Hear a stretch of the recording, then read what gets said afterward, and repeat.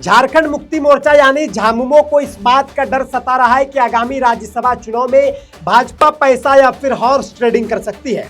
इस आशंका को लेकर झामुमो ने भारत निर्वाचन आयोग को पत्र लिखकर चुनाव प्रक्रिया पर विशेष निगरानी रखने की मांग की है।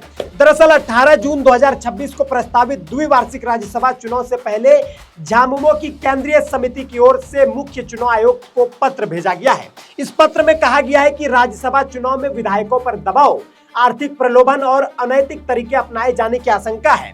पार्टी ने चुनाव आयोग से निष्पक्ष और पारदर्शी चुनाव सुनिश्चित कराने की मांग भी की है। 25 मई 2026 को भेजे गए इस पत्र में झारखंड विधानसभा की मौजूदा राजनीतिक स्थिति का भी विस्तार से जिक्र किया गया है। झामुमो ने कहा है कि विधानसभा चुनाव के बाद गठबंधन के पास स्पष्ट बहुमत है।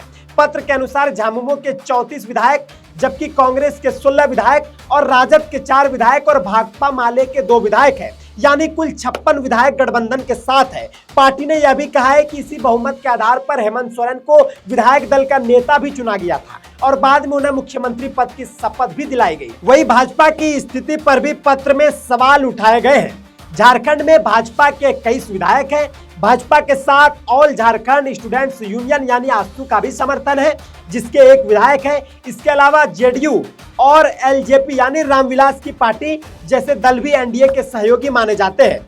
लेकिन विधानसभा में संख्या बल के हिसाब से भाजपा गठबंधन राज्यसभा की सीट निकालने की स्थिति में नहीं दिखता। इसके बावजूद भाजपा के नेताओं द्वारा उम्मीदवार उतारने की सार्वजनिक घोषणा किए जाने को झामुमो ने संदेह की नजर से देखा है। पत्र में कहा गया है कि 81 सदस्यीय झारखंड विधानसभा से 6 राज्यसभा सदस्य चुने जाते हैं और हर 2 वर्ष में 1/3 सीटों पर चुनाव होता है।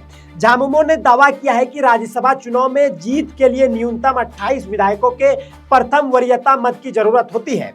ऐसे में गठबंधन के पास 2 उम्मीदवारों को आसानी से जिताने लायक संख्या मौजूद है। झामुमो ने आरोप लगाया है कि पर्याप्त संख्या नहीं होने के बावजूद अगर भाजपा उम्मीदवार उतारती है तो इससे यह संकेत मिलता है कि विधायकों पर प्रभाव डालने, आर्थिक प्रलोभन देने या दबाव बनाने की कोशिश हो सकती है। पत्र में सबसे गंभीर आरोप यह लगाया गया है कि राज्यसभा चुनाव के दौरान विधायकों की खरीद फरोख्त की कोशिश हो सकती है। झामुमो ने चुनाव आयोग से आग्रह किया है कि चुनाव प्रक्रिया पर विशेष निगरानी रखी जाए ताकि लोकतांत्रिक मूल्यों की रक्षा हो सके और किसी प्रकार की अनैतिक गतिविधि न हो। राजनीतिक जानकारों की माने तो यह पत्र सिर्फ एक औपचारिक शिकायत नहीं बल्कि एक बड़ा राजनीतिक संदेश भी है।